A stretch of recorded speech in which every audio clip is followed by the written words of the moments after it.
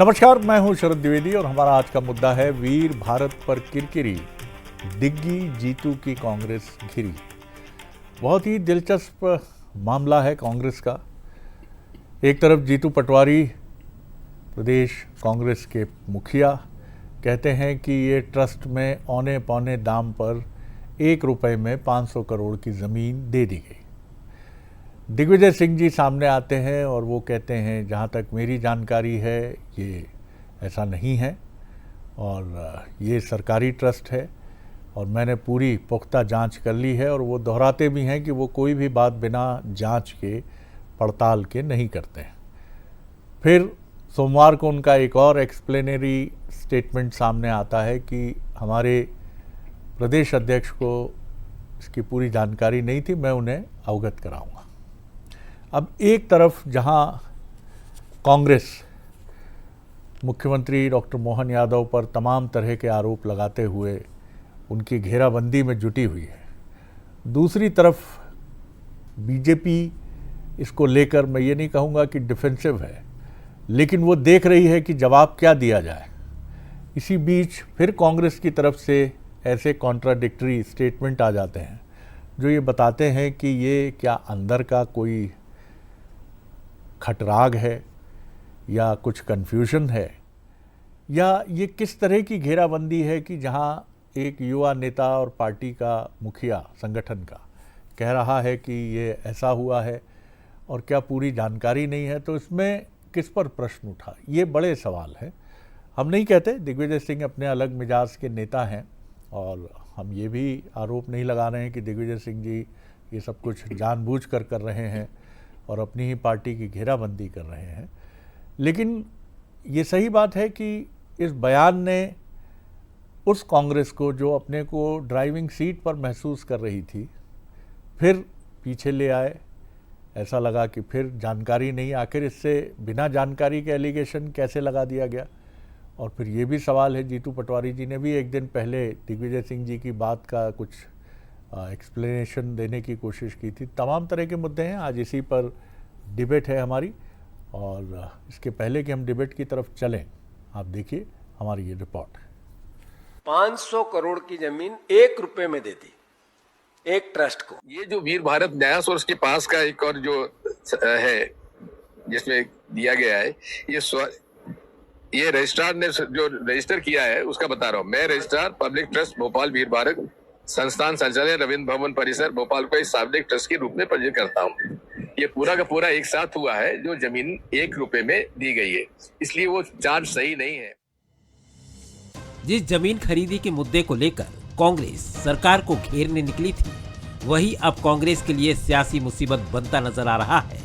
वीर भारत न्यास को करोड़ों की जमीन 1 रुपए में देने को लेकर पीसीसी चीफ जीतू पटवारी ने सरकार पर सवाल उठाए, लेकिन कांग्रेस के ही वरिष्ठ नेता और पूर्व मुख्यमंत्री दिग्विजय सिंह के बयान ने पूरी सियासत का रुख बदल दिया है। दिग्विजय ने वीर भारत न्यास को सरकारी न्यास बताते हुए सरकार को लगभग क्लीन चिट दे दी है। यही नहीं, दिग्विजय सिंह अपने बयान से पीछे नहीं हटे हैं और उन्होंने दोबारा कहा कि जीतू पटवारी को इस बारे में पता नहीं है। मेरी जीतू भाई से बात हुई थी, हम लोग दोनों गए थे चोरल एक सम्मेलन में।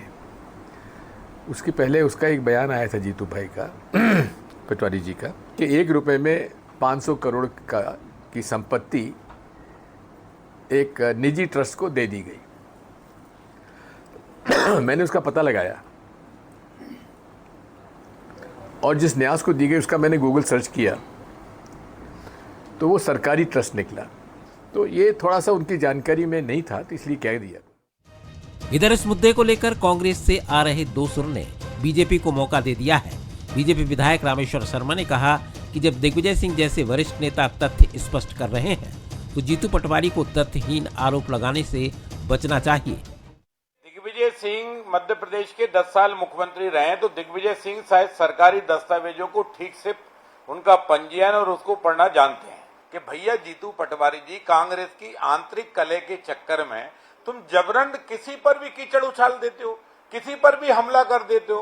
वीर भारत न्यास ये पूर्णतः सरकारी न्यास है। वीर भारत न्यास का मामला अब सिर्फ सरकार और विपक्ष के बीच की लड़ाई नहीं रह गया है, बल्कि इसने कांग्रेस के भीतर के मतभेदों को और उजागर कर दिया है। सरकार को घेरने की कोशिश में कांग्रेस अपने ही नेताओं के विरोधाभासी बयानों से घिरती दिखाई दे रही है। ऐसे में ये देखना दिलचस्प होगा कि कांग्रेस इस सियासी असहजता से कैसे बाहर निकलती है।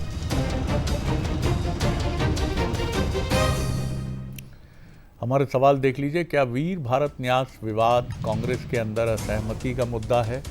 क्या दिग्विजय सिंह के बयान ने कांग्रेस की घेराबंदी की रणनीति को कमज़ोर किया है?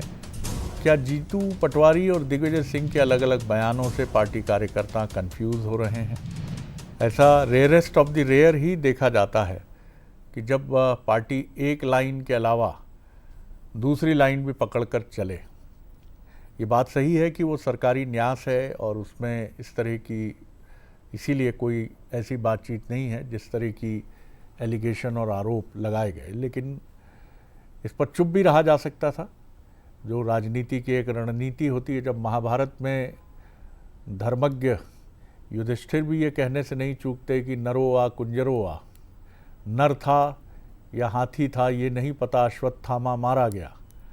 तो रणनीति हर जगह होती है, भले ही बात सत्य हो, लेकिन अगर आप ही के पार्टी के प्रेसिडेंट ने कहा है तो आप कह सकते थे मैं पड़ताल कर रहा हूँ, देख रहा हूँ, मामले तो अनेक हैं, मैं देख रहा हूँ। ये कहने के बजाय सत्य उजागर करना क्या सत्यनिष्ठ सोच का प्रतीक है या राजनीति की किसी और धारा का? यही सबसे बड़ा सवाल है। जो मेहमान हमारे साथ हैं, राजेंद्र भारती जी हैं, बीजेपी के सीनियर लीडर, पूर्व विधायक। बहुत स्वागत करता हूं भारती जी। बहुत बहुत धन्यवाद। जगदीश द्विवेदी जी हैं, वरिष्ठ पत्रकार और राजनीतिक विश्लेषक, उनका बहुत स्वागत है। और सौरभ नाटी शर्मा जी हैं, जिला अध्यक्ष हैं कांग्रेस के जबलपुर से, वो हमारे साथ हैं, उनका भी स्वागत है।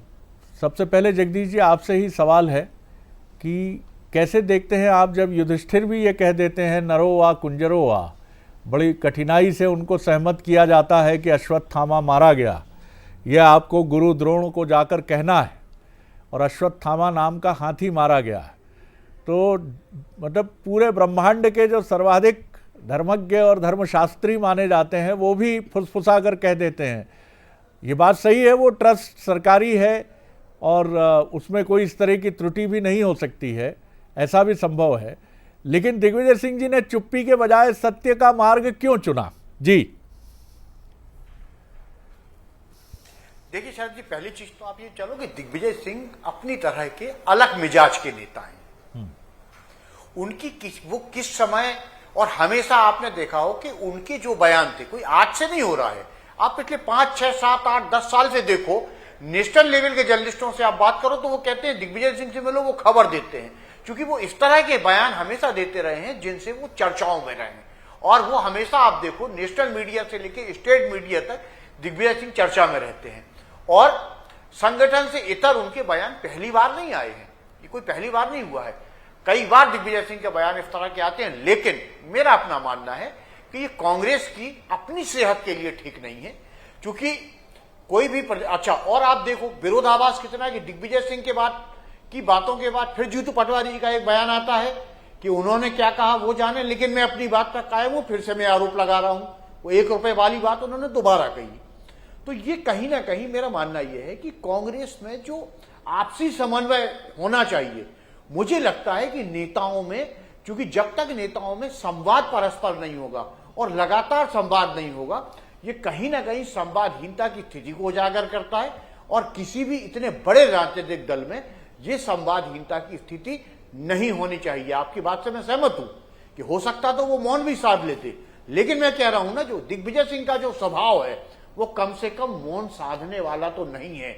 अपनी बात खुल के कहना, साफ कहना, और अपनी बातों को, उनकी कई बार आपने देखा हो कि उनके पहला बयान नहीं आया है, नेशनल लेवल पे उन्होंने ऐसे बयान दिए हैं कि पार्टी को यह कहना पड़ा कि ये दिग्विजय सिंह जी का निजी मत हो सकता है, पार्टी का मत नहीं है।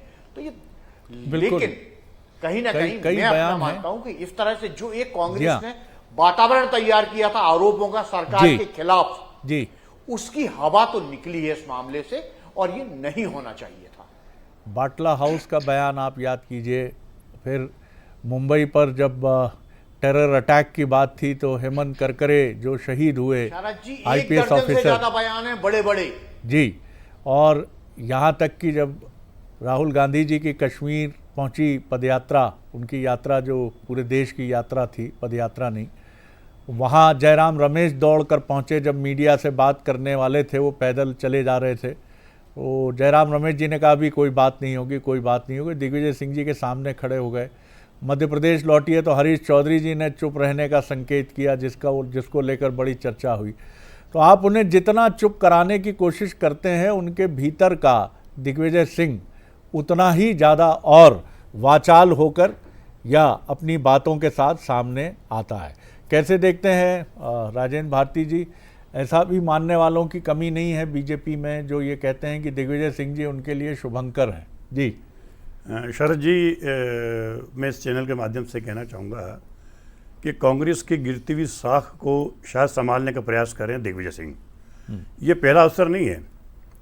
देखिए, जीतू पटवारी जी के ही नेतृत्व में अभी राज्यसभा का चुनाव हुआ, और जिस राज्यसभा के चुनाव में जिस प्रकार से कांग्रेस की किरकिरी हुई, तो ये अवसर प्रदान एक बार नहीं अनेकों बार जो आंदोलन भी किए, तो उसमें कांग्रेस को जो एकजुटता का संदेश देना था, जो कांग्रेस के क्षत्रप नेता हैं उनसे विचार विमर्श नहीं होना, उनको संपर्क में नहीं रखना, आंदोलन की अपनी स्वयं की खुद की वाहवाही करने के लिए अपनी बात के आधार पर काम करना, तो शायद लगातार गिरती हुई साख को दिग्विजय सिंह ने जो कि झूठे बयान दिए, उस झूठे आधार पर अगर कोई बात रखेंगे तो स्वाभाविक है एक अनुभवी नेता कम से कम इतनी बात तो कहेगा कि जिस भारत न्यास में जो वैदिक काल से लगा करके वीर भूमि में जिन लोगों के इस पूरे भारतवर्ष में जिनका कहना चाहिए कि उनका बलिदान हुआ है, उन चीज़ों को लेकर के और अनेकों प्रकल्पों को लेकर के भारत की संपूर्ण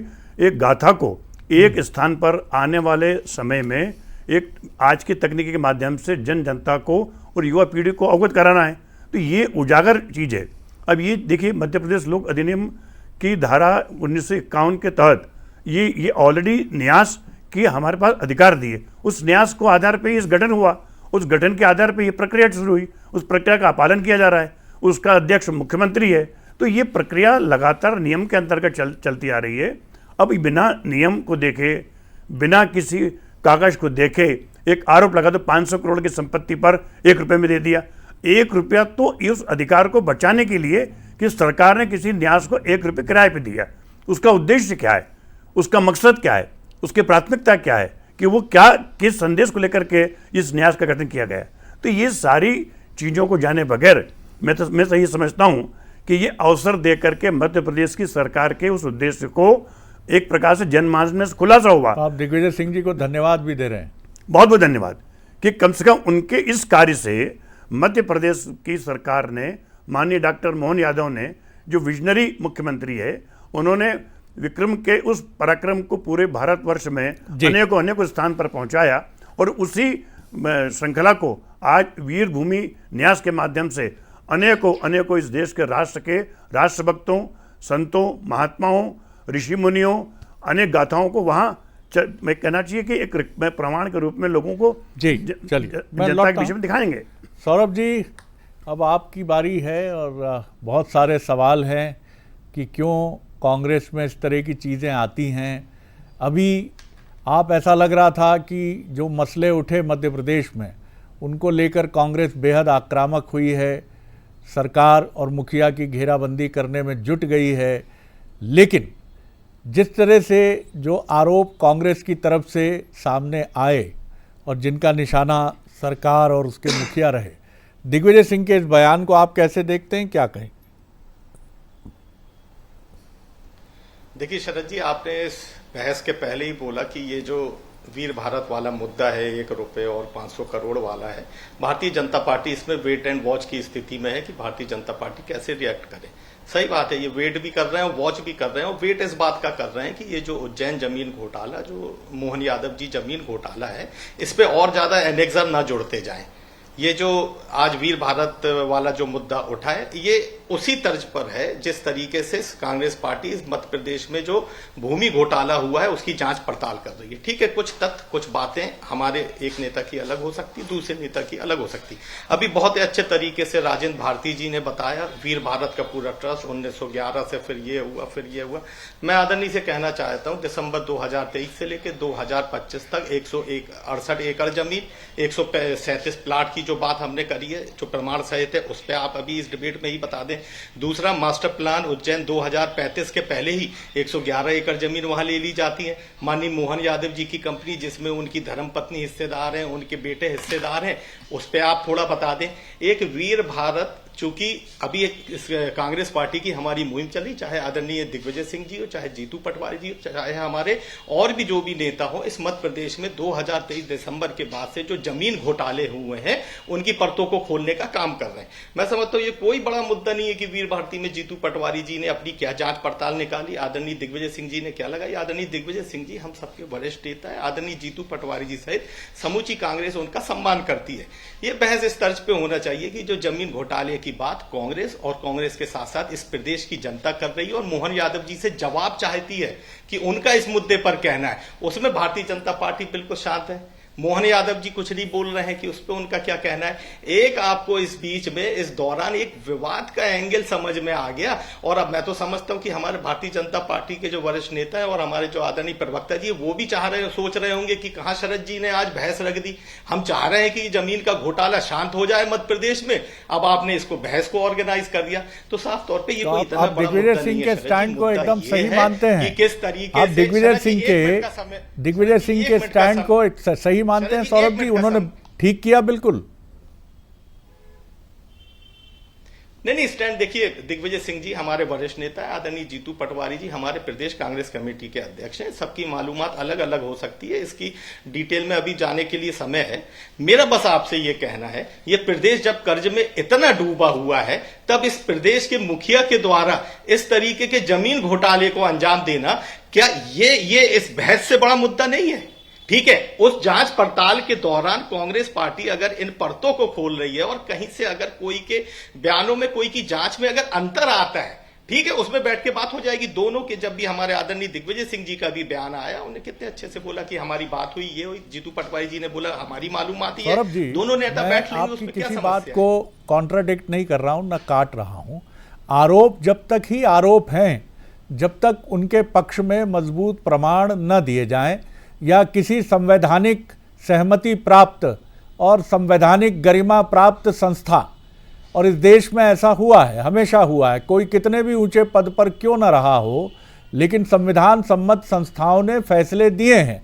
आप भी जानते हैं, चाहे 1975 का मसला हो, चाहे प्रधानमंत्री के निर्वाचन का विषय हो, कोर्ट ने फैसले दिए हैं। लेकिन आरोप जब तक आरोप हैं, वो आरोप हैं, और उन आरोपों की पड़ताल, जैसा दिग्विजय सिंह जी ने इस ट्रस्ट को लेकर कहा, सवाल ये, आप इसे डिनाई नहीं कर सकते कि ये समन्वय की कमी नहीं है क्या पार्टी में, कि एक युवा प्रदेश अध्यक्ष और एक वरिष्ठ नेता के बीच में ये चर्चा नहीं होती, और ऐसा है तो रिसर्च का काम दिग्विजय सिंह जी को सौंप दिया जाए फिर। देखिए, अभी इस मुद्दे पर मैं समझता हूं शरद जी, अभी बिल्कुल तत्काल बोलने में मैं समझता हूं कि उचित नहीं रहेगा। क्या चीजें, क्या मैं समझता हूं जी, मैं समझता हूं जी, मैं समझता हूं। और आप कुछ कहना चाह रहे थे, फिर मैं जगदीश जी की तरफ जी। मैं तो कह रहा हूं, बाकी जिन चीजों के प्रमाण कांग्रेस पार्टी ने दिए हैं 2023 से लेकर 25, मैं लौटता हूं सौरभ जी, मैं लौटता हूं आपकी तरफ। कुछ कहना चाह रहे हैं राजेंद्र भारती जी? शरद जी, मैं सौरभ जी का बात का खंडन करता हूं मैं, कि जिस प्रकार के उन्होंने आरोप लगाए और भ्रष्टाचार के आरोप लगाए, मैं अनुरोध करना चाहूँगा कि जो मास्टर प्लान 2035 माननीय मुख्यमंत्री बनने के पूर्व में ऑलरेडी बन चुका था, तो उनका इस दृष्टिकोण से कि मास्टर प्लान उनके उस माध्यम से बना हो या उनके प्राथमिकता के आधार पर बना हो, ये बात अपने आप में निराधार होती। दूसरी बात यह है कि चूंकि आज भी अभी तक जो 2023 के हलफनामे में जो उन्होंने जो जमीन जिस मात्रा में थी, उसी मात्रा में आज तक है, और जमीन का डाइवर्सन नहीं हुआ, क्योंकि कृषि भूमि है, और कृषि भूमि में कृषक को अपना खेती किसानी करना उसका अधिकार है, मौलिक अधिकार है। और एक बात मैं आपको और अनुरोध करना चाहता हूँ कि माननीय डॉक्टर मोहन यादव पूर्णतः कृषक है, उनके पिता कृषक है, तो कृषक के पास जमीन नहीं होगी तो क्या दुकान होगी? व्यापारी नहीं है। डॉक्टर मोहन यादव कृषक है, एक अच्छा कृषक है, वो गोपालक है। में कह रहे थे रियल एस्टेट का हमारा परंपरागत व्यवसाय है, पीढ़ियों से रियल एस्टेट का हमारा व्यवसाय है। आदरणीय आप बोल रहे हैं वो कृषक है मूलतः। चलिए मुद्दे पे लौटते हैं। उनने सार्वजनिक कई मीडिया चैनल में बोल रहा है कि हमारा पीढ़ीगत व्यापार है रियल एस्टेट का। पहली बार उनने बताया था कि मैंने कृषक है, बनाए थे, उनके साथी, उनके मिलने वाले, उनसे संबंधित व्यक्ति जो आज है उसकी तरफ आना जरूरी है। कृषक है। आज का मुद्दा जो हमारा के पहले की बात है जो आप बोल रहे हैं, वो 2003 के पहले उनके पास एक सोसाइटी थी जिसके माध्यम से उनकी पत्नी के आधार पे वो जो है आप बोल रहे हैं। चलिए ये मुद्दा नहीं है, 2003 के पहले की बात है। इस पर जब भी मसला उठेगा प्योरली हम बात कर लेंगे। मैं फिर जगदीश जी की तरफ चल रहा हूं। जगदीश जी, फिर मुद्दा जो आज का हमारा है कि आखिर ये पहला अवसर नहीं है। अभी आप अगर बीते 1 महीने पर नज़र डालेंगे तो ऐसे कई प्रसंग आए जिसका हमने जिक्र किया, चौधरी साहब का, हरीश चौधरी जी का, दिग्विजय सिंह जी की असहमति, उसमें प्रेस कॉन्फ्रेंस, असहमति नहीं थी, उनका इशारा था कि भैया धनोपिया जी जो हैं उनसे बात करवा लीजिए, उनसे भी कुछ कहलवा लीजिए, जिस तरह की बात सामने आई। और क्या इसका सिरा इससे भी कहीं ना कहीं स्पर्श करता है कि दिग्विजय सिंह जी को कॉर्नर करने की एक कोशिश है मध्य प्रदेश में, जिसके खिलाफ दिग्विजय सिंह का ये, क्योंकि राज्यसभा वो गए नहीं, पहले कह दिया था उन्हें, जो भी कारण हो अंदर हमें नहीं पता। तो क्या आपको लगता है कि दिग्विजय सिंह ऐसे राजनेता हैं जिनके भीतर कूट कूट कर राजनीति भरी है और वो चुप बैठने वाले हैं नहीं और राजनीति से पीछे हटने वाले भी नहीं हैं? शरद जी, आपकी बात से 100% सहमत हूं। देखिए, कांग्रेस में एक सबसे बड़ा, जब मैं कई बार इस बात को करता हूं और मैं सही बात करता हूं, लेकिन कई बार मेरे कांग्रेस के कई मित्र इससे असहमत हो जाते हैं कि पहली चीज जो एक कांग्रेस के बहुत अच्छे हाल मध्य प्रदेश में नहीं है। आप लगातार सत्ता से बाहर हो, 2003 से एक छोटे से कालखंड को छोड़ दो, उस कालखंड में भी आप आए तो अपने लोगों को संभाल के नहीं रख पाए। उसके नाना प्रकार के कारण हो सकते हैं, बहुत सारी आप अपने पक्ष में तर्क गिना सकते हैं, वो सब हो सकता है, लेकिन किसी की बुराइयां गिनाने से या किसी की कमियां निकालने से आप जो है अपनी कमियों को तो नहीं छिपा सकते। आपको ये स्वीकार करना पड़ेगा कि आपको अपने संगठन में जिस तरह का अनुशासन लाना चाहिए था आप वो नहीं ला पा रहे हैं। जिस तरह का लगातार संवाद और समन्वय, राजनीतिक दल में संवाद और समन्वय जरूरी है। खुद कमलनाथ जी ने एक बात ये कही थी कि संगठन कैसे चलता है ये हमें बीजेपी से सीखना चाहिए, और ये हम और आप सब पत्रकार वहां मौजूद थे, बहुत चंद पत्रकार, शरद जी आपको याद होगा उस बात को, जब वो प्रदेश कांग्रेस के अध्यक्ष थे, उन्होंने कहा हाँ हम मानते हैं कि हम संगठन में बीजेपी हमसे आगे है। तो आप पहले संगठन के नेताओं में समन्वय बनाइए। इससे जो सबसे बड़ा पार्टी को शरद जी नुकसान होता है, किसने क्या आरोप लगाए, किसने किस पर क्या आरोप नहीं लगाए, क्या प्रमाणित हुआ, किस पर बहस होनी चाहिए, इस पर जनता बहुत ज्यादा ध्यान नहीं देती। जनता इस बात पर ध्यान देती है कि आप देश के प्रमुख विपक्षी दल हैं और आपके 2 बड़े नेताओं के सुर अलग अलग हैं। आप माने ना माने ये बात मायने रखती है। और तीसरी चीज, जनता ये बात भी देखती है कि आपकी पार्टी में कहीं ना कहीं समन्वय और अनुशासन दोनों का अभाव है। आप देखिए ना, बीजेपी में आप देखिए कि अगर 5 लोग मंच पर अपेक्षित हैं तो 5 ही बैठते हैं। कांग्रेस में अपेक्षित 5 होते हैं, बैठते 50 हैं। उतारने की किसी में हिम्मत नहीं है। तो इसको इस रूप में भी देखें, कांग्रेस को अगर जगदीश जी इसको इस रूप में भी देखें, 2 साल बाद टक्कर लेनी जी, है, इस रूप में भी देखें अगर हम करना पड़ेगा कि और समन्वय अगर और संवाद बीजेपी विपक्ष में होती, अगर हम माने कि बीजेपी विपक्ष में होती और इस मसले पर क्या कोई बीजेपी का वरिष्ठ नेता प्रेस कॉन्फ्रेंस करके अपनी बात इसी तरह से कह सकता था? फर्ज कीजिए कि आज बीजेपी विपक्ष में होती और इस तरह का कोई मसला उठता और सत्तारूढ़ कांग्रेस की घेरा, सब कल्पना की बात कर रहा हूं, कि बात होती, तो क्या हेमंत खंडेलवाल जी के विरोध में शिवराज सिंह चौहान कहीं बैठकर ये कह देते कि मेरे प्रदेश अध्यक्ष को ये जानकारी नहीं है और मैं उनको अवगत कराऊंगा? इसके पहले भी मध्य प्रदेश में आरोपों की झड़ी लगी है, चाहे वो व्यापम का मसला हो या फिर और मसले हों। मुख्यमंत्री शिवराज सिंह चौहान की घेराबंदी करने की बहुत कोशिश हुई, बड़े बड़े प्रचंड मसले उठे, लेकिन हमने कभी देखा नहीं कि दिल्ली वाले नेता या मध्य प्रदेश के बड़े नेता उसी मसले पर अपनी ही पार्टी में कुछ इस तरह की बात उठाने लग गए हैं। ये बात स्वाभाविक नहीं लगती। मैं समझता हूं सौरभ जी की उनकी गरिमा, क्योंकि पार्टी के वरिष्ठ नेताओं के विरुद्ध वो क्या कह सकते हैं, वो बिल्कुल सही बात है और ना इसके लिए उन पर कोई दबाव होना चाहिए। उनके मन की बात उन्होंने फिर भी अपनी बात कहने की कोशिश की है कि कई बार मत भिन्नता हो सकती है। जी कहीं कोई ऐसी बात नहीं है, हम बिल्कुल कोई मेरे मन में बोझ नहीं है। हमारे यहाँ शरद जी, हम लोगों के यहाँ अभिव्यक्ति की आजादी है, हमारे यहाँ कहीं कोई समन्वय की कमी नहीं है। ठीक है, तो आगे भी हम उम्मीद करते हैं कि फिर अभिव्यक्ति की स्वतंत्रता तो बिल्कुल है, होनी ही चाहिए, आगे भी होगी, लेकिन उसमें समन्वय भी होगा, ऐसी अपेक्षा भी प्रदेश की जनता भी रखती है कि पर्याप्त समन्वय है शरद जी। एक ही मसले को लेकर ये कंफ्यूजन ना हो कि क्या जीतू पटवारी से दिग्विजय सिंह असहमत हैं या जीतू पटवारी दिग्विजय सिंह से असहमत हैं, ऐसा मैसेज नहीं जाना चाहिए।